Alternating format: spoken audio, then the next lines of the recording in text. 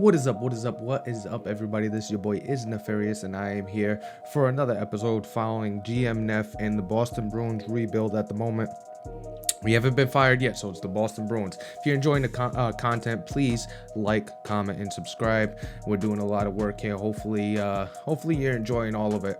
But we are here for free agency, re-sign and free agency. We got a lot of decisions to make, but before we do that, let's take a look at some of the awards. Stanley Cup, obviously, Florida Panthers. You get the Dallas Stars, who won the President's Trophy, and obviously Nashville and Florida won the other two trophies for winning the championship. Individual, you got the Ott Ross going to Pasta. You got the Hart going to McDavid. You got Celebrini winning the Calder. Conn Smythe goes to Jones. Bennington gets the Vezina. You got the Williams Jennings going to Skinner. You got Ferraro winning the Masterson. You got Faith, our coach, actually won the Jack Adams. He's no longer with us, but he won the Jack Adams. Robert Thomas won that award. The Richard Trophy goes to Pasta as well. So Pasta leaving with a couple of pieces of hardware from last season with a great season with 95 points. So to the team, a lot of stuff we got to talk about. Who are we going to re-sign? Who are we going to bring back? Beecher, it's one of the guys that we have to think about. We do like the fact that he's a great face-off man as a centerman. So let's get into the conversations with him. Let's bring him back. We want to make sure that, our centers from lines 1 through 4 are winning a lot of face-offs.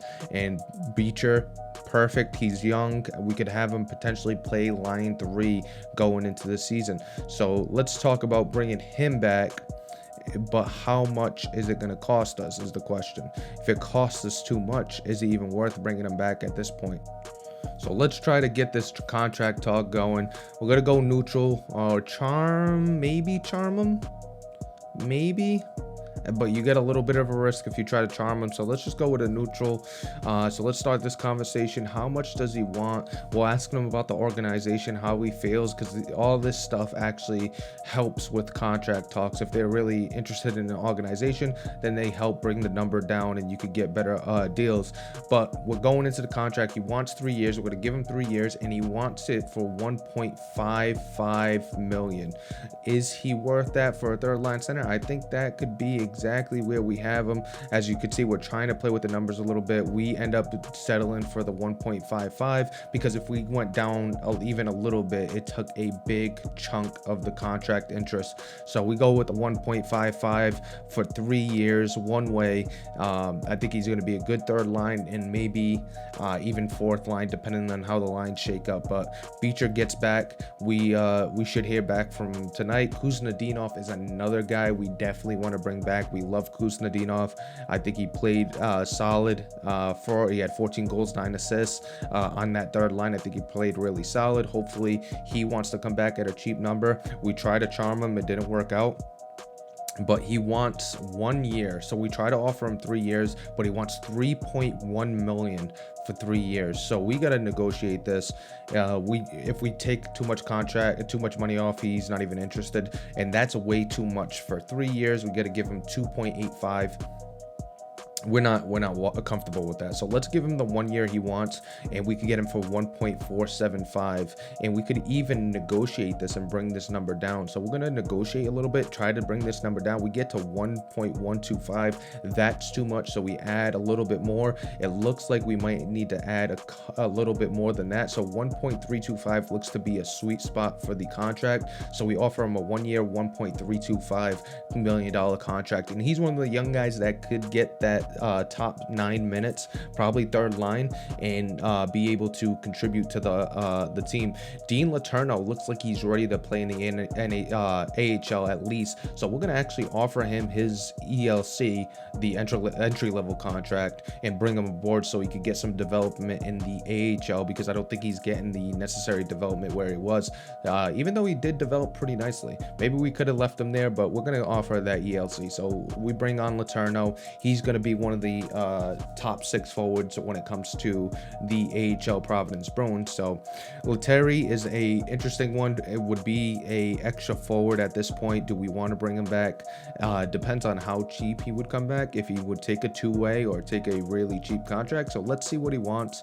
It's worth a shot just to see how much he wants to take just to come back and play in Boston, because he's got a lot of interest in the organization. So maybe it's going to be a cheap contract. We also have a rule: if they're not interested in coming back, we don't even attempt to re-sign him. We don't even attempt to bring him back. We just release him, because there's really no point. That's one of the rules that we'll have, is anybody that doesn't want to re-sign, we just let him go. We tried to charm him. It didn't work out. Thankfully, he didn't lose any respect for the organization. As you can see, only $950K to bring him back. So we could bring him back real cheap on a 1-year deal, be that 13th forward. I think that's easy decision there. Bring him back in. I think he's pretty solid for us. I think he is that veteran presence we need. So we bring him back for 1 year, $950K. Not a big deal. Not going to break the bank, and it's also going to leave us room in free agency to do what we got to do. So taking a look at the cap space, we've got $26.935 million in cap space right now, but we got a bunch of guys to re-sign. So not done yet. Feriacci, or whatever his name is, the center, doesn't want to come back, but we're going to bring back Kuntar on the two-way deal. He accepts that for $775K. He's going to be in the AHL, definitely not close to being an NHL talent, so we bring him back. As you can see, Feriacci doesn't want to come back to the team, so we're not even going to offer him.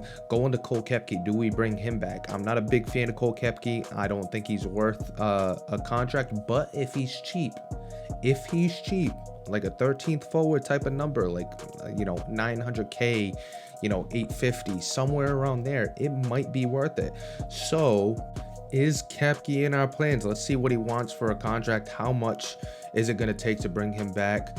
We charm him, it works out. He's interested in an organization. Let's talk about the 1-year contract. He wants 1.605 for a 1-year deal, and we immediately back out of that. We're not going to bring back Koepke.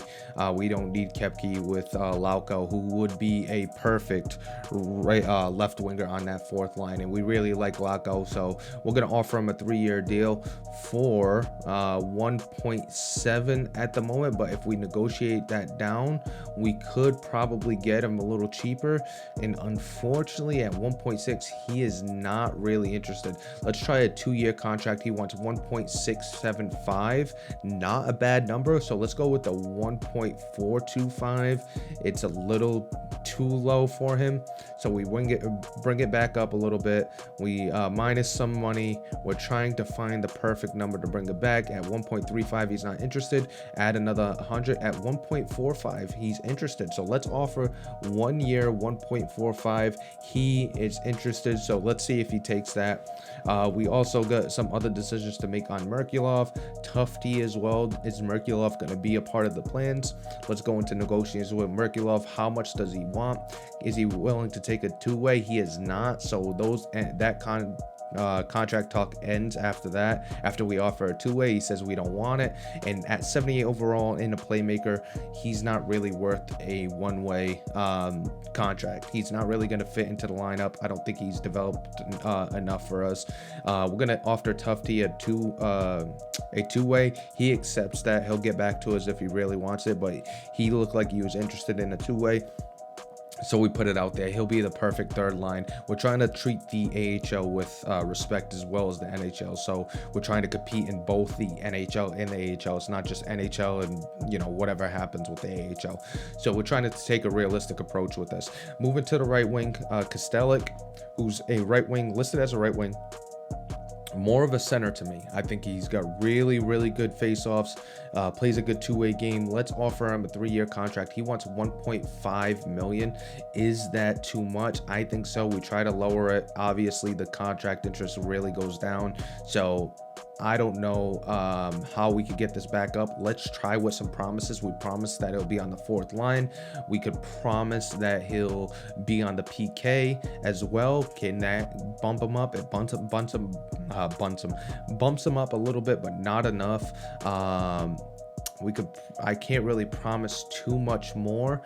So 1.45 for 2 years. Will he take that? Because that's not that bad. 1.35 for two. I think that might be too low, but let's give it a shot. So we offer him his contract. Actually, we don't offer him. We actually qualify him because he didn't want that contract. So we qualify him for 1 year. Let's see if that he comes back with that qualifying offer. Moving on to the goalies, we have a couple decisions with DiPietro and Bussy. Will we bring both of them back? They're interested in a two-way. Bussy says he's interested. We offer a two-way, and he takes it immediately. So we got Bussy back. Can we bring back DiPietro as well? Offer him a two-way. He is not really interested in a two-way, so we got to qualify him. Hopefully he comes back on that qualifying offer. We got a few decisions defensively. Mason Lohrei, do we want him to be our third pair left defenseman? Can we move him to the first pair and kind of pair him with McAvoy? Let's go into negotiations, see what he wants. So we try to draw him. It doesn't really work out. He wants a 2-year contract for 1.339. 1.339 is an interesting number. We tried to subtract some money. He definitely wasn't interested. We up it a little bit. We get to 1.189. He is interested in that offer, so we'll see if he accepts it. Parker Wotherspoon is right now like a borderline 7th D, not really interested in re-signing him right this second. We look at the rookie, not the rookie, but the young player we got from the Devils and Misule, see if he's interested.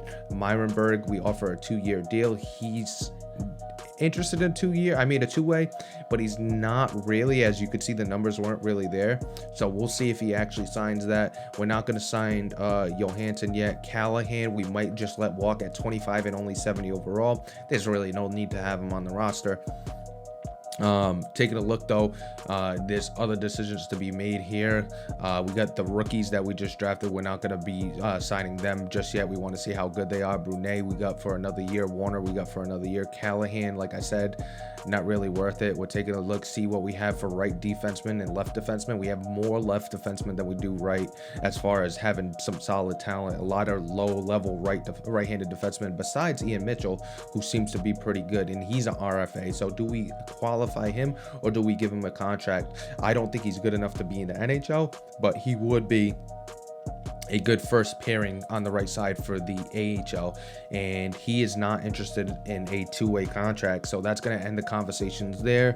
We'll qualify him to see if he comes back on the qualifying, but we're not interested in giving him anything but a two-way at this point. We'll qualify him to see if somebody else takes him. Moving on, Wotherspoon, he didn't really have a good offer or wasn't going to take a pay cut to be here, so we're not even going to bother with Wotherspoon. So he'll go into free agency. Looking at Daniel Mizule, I'm sure I'm pronouncing that name wrong. We offer him a two-way. He's not really interested in two-way, so we got to qualify him as well. So a few guys not really interested in two-way that are RFAs that we just have to qualify. And as I said, if they say no on the want extension tab, where you can see the yes, and you can see a couple no's, we're not bringing them back. Patrick Brown's one of them. The other one is Ferranacci, I believe that's how you pronounce his name. So those guys aren't coming back. We aren't bringing back Cole Koepke. Patrick Brown, like I just said, he's not coming back. And Lauko accepts his offer, so he's back. Beecher, Lohrei, Tufte all accept their offer, which is pretty good. Myrenberg rejects. I think actually Tufte rejected as well. I went a little too fast. Tufte did reject. He didn't want a two-way, so we're going to see if we could get him on a normal one-way, but he's never going to get called up anyway. So let's go ahead and offer him a one-way deal, see if he'll take it. So we offer him this one year deal.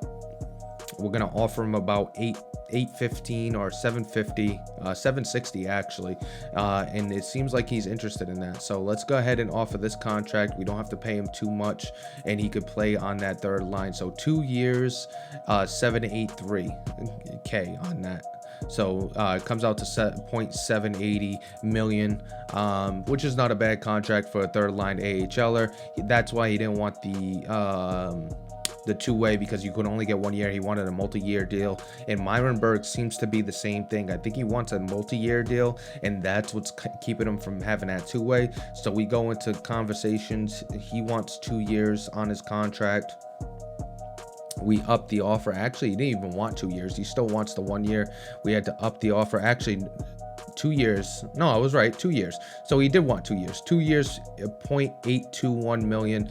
He comes back. We're able to get him. Sorry for the confusion. I forgot if it was the 2 year thing or 1 year, but it was 2 years. He wanted 2 years. So did Tufty, so we were able to get them both 2 years. They're most likely not getting called up. I've decided to accept your offer. We got a couple guys accept an offer. Merkulov and Kostelik both come back on the qualifying offer that we gave them, so we don't have to even test them. They don't even have to test free agency. We don't have to worry about losing them. So going into free agency, there's not a lot out here. There's some decent guys. Peterka's an interesting guy, but he's an RFA. You gotta offer when you offer him, you gotta give a draft pick as well if they don't match, depending on how much you offer him. So taking a look at what he wants, I think he'd be an interesting name to bring onto the team. So we're gonna take a look. He wants a 2 year deal for 4.125 million, and given his style of play and knowing the name, I think he's worth that. And we actually are able to actually bring that number down to 3.525 million, and even further we get down to 3.425, and it looks like a number he might be interested in.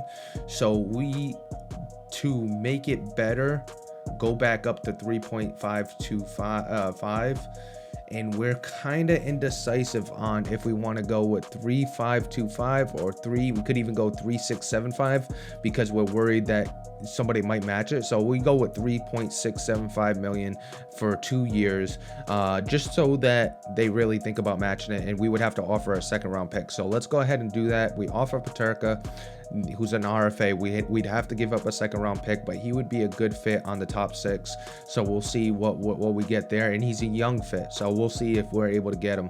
Other than that, nothing really in this free agency. Cody Glass, you got Andrei Kuzmenko, you got Evan Bouchard, Noah Dobson, Michael Granlund, Chikrin, you got Savard there. You also got Bukestad, you got Duchesne.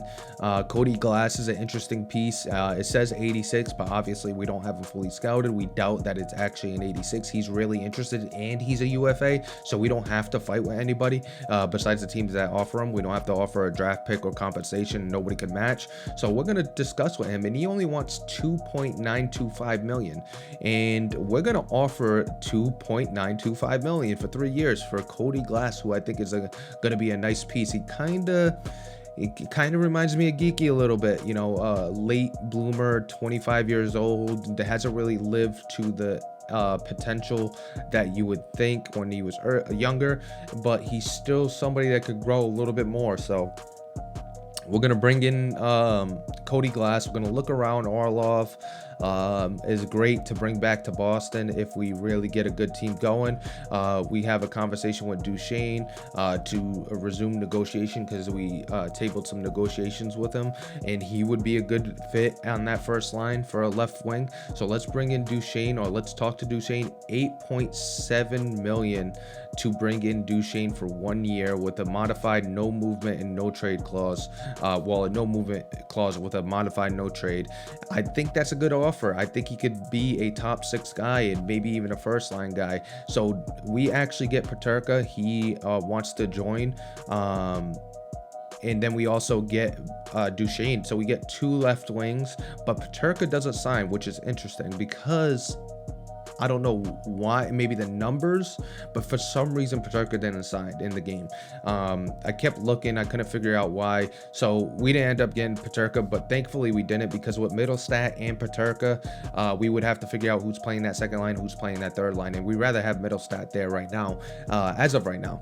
So Duchesne comes aboard. He might be that first line left wing. Taking a look at some of the team, you got Kuntar in the AHL, you got some spots in the AHL we have to figure out. Ralston, who we got in the trade. You got defensemen that we got to figure out. We need to know who's going to be that 7th defenseman right now on our NHL team.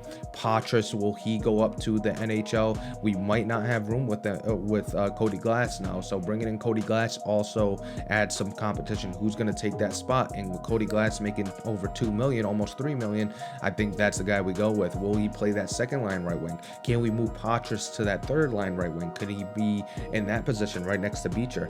Peterka, like I said, accepts it, but for some reason we can't sign him. He accepted it twice, never signed for some reason, but thankfully so, like I said, because it would have messed up the lines and messed up what we were doing.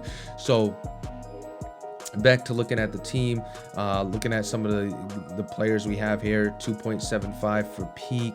We don't have much cap space left. We got 3.5 it looks like, or 3.405 left for cap space, so we don't really have too much to work with. So we're going to try to free up some cap space by sending Merkulov away, because he took the qualifying offer. We're probably not going to get too much less. We're going to go with Hutton, who will be that left-handed defenseman that could either replace Lohrei or be just that 7th defenseman. So we bring Hutton aboard from Vegas. I think he's a solid defenseman. So we trade Merkulov, who we didn't necessarily need for a need in a left defenseman or a 7th defenseman. So taking a look at the rest of the free agency, nothing really there. We get an offer for Lohrei. We don't like it, so we decline it. Looking at the free agency once more, we don't see anything we want to offer yet. And sometimes when you buy your time and let the days pass, their offers start to come down, or their asking price, starts to come down. So we go to Ludwig, who we want to see how much he wants. So taking a look, he wants a 2-year deal, which is not bad, for 1.225 million, and that's not bad. 2 years for 1.225 to be potentially that 7th D. Hutton's also there, but maybe he's a little bit better than Hutton, and plus he's 24 years old with a top 4 medium potential. But we're gonna table the offer right now just to see what we're gonna do before we fully extend that offer. And we ended up not really bringing in Ludwig at the end of the day. I don't think it's really worth it, so we just end the conversation there. No more Ludwig.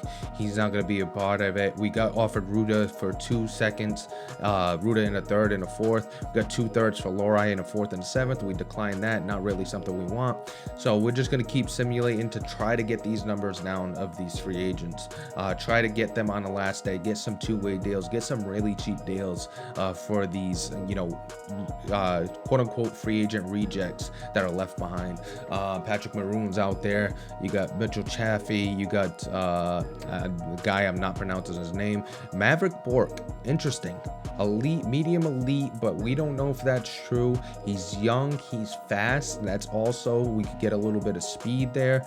And Maverick Bork is an interesting name to keep an eye on. Julian Gauthier is a nice piece for like a 13th offenseman. So let's offer him and see how much we could get him for, because I feel it would be pretty cheap to get Julian Gauthier. So enter negotiations. Let's see what he wants. He wants a 2-year deal, perfect, 1.205. And we try to bring it down to 950, not enough for him, so we bring it back up to 1.05.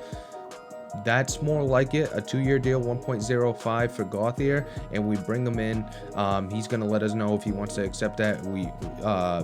We don't bring him in right away. So taking a look at some of the other teams or some of the other guys that we could really talk to and figure out if they want to be on this team. Gauthier accepts, which is good. Taking a look at other options after we advance a few more days, knocking down some of the price points. Maverick Bork is still there, and he's catching our eye. Is Maverick Bork gonna be a good fit? It says he's a top 6 forward fit on our roster, and we kind of forgot Cody Glass here. Looking at it now from hindsight's 2020, we forgot about Cody Glass and we went after Maverick Bork. 2 years, 2.675. We went to 2.325, which is not bad. We had to go up a little bit to make the numbers a little bit better with 2.425 for 2 years. Promised him some top 6 minutes. We gave him a top 6 promise. which really hurt us in the end by doing that. We got to figure out what we're going to do as far as Maverick Bork and Cody Glass and John Beecher. We want John Beecher in the center on that third line. We bring in Maverick, or we offer Maverick, and we're going to end up being able to get him in the long run as we get an offer for Moryanov, which is a defenseman. So let's take a look at what he looks like. He's a right shot defenseman. He's 28. He's 6'4", 207. He's a -9. Not really what we want for a defenseman. So we're going to deny that trade. We don't really want that. We'll keep our draft picks. Evan Bouchard is going to be too much of a price.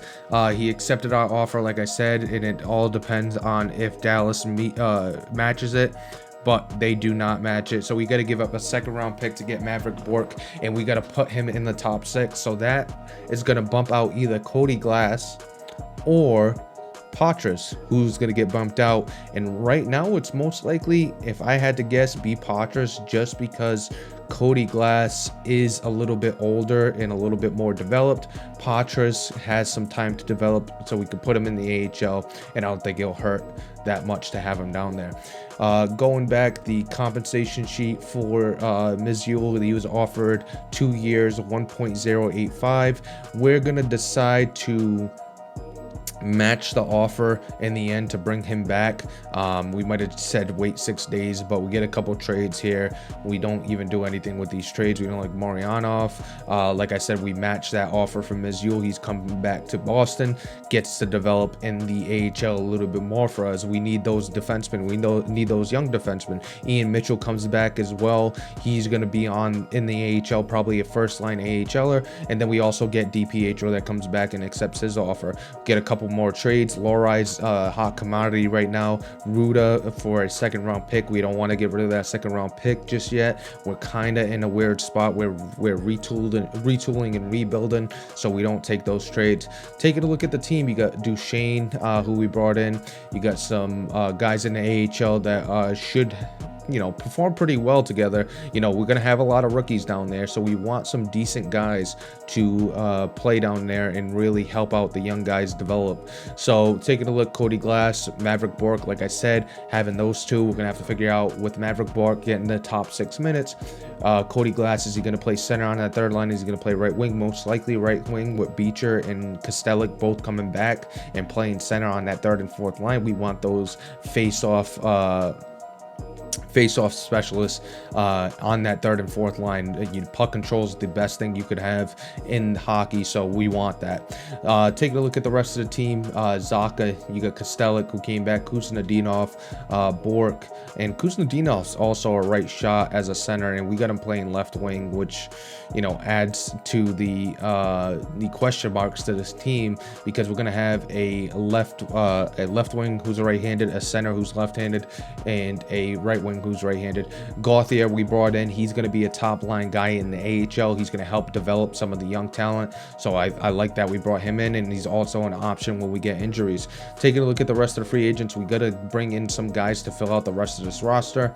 We got some interesting guys like Yamamoto. We got Lorentz out there. Peterka's still out there, but we're not bringing him. Matthew Phillips as well, but he's a sniper, so he's not really what we're looking for. We're looking more for two-way guys, somebody that could potentially be in the NHL and play that third and fourth line. Brazeau is an interesting piece. We bring him back on a cheap deal so he could play in the AHL. We liked him when he was a Bruin. They traded him, of course, but we're going to bring him back in free agency. We also got Deer, I believe that's how you pronounce it, Duehr. You got Vesalainen, who actually had a really good season with 23 goals and 26 assists for 49 points in the AHL. We're going to offer him a contract. Let's see how much he'll take. It only took $775. He comes in, like I said, he's going to help develop that young talent. Ob Kubel as well. Is he going to be that 13th offenseman, or the 13th and 14th? We're gonna look at that as one of the options. Condata, Lucas Condata, not really what we want. A power forward.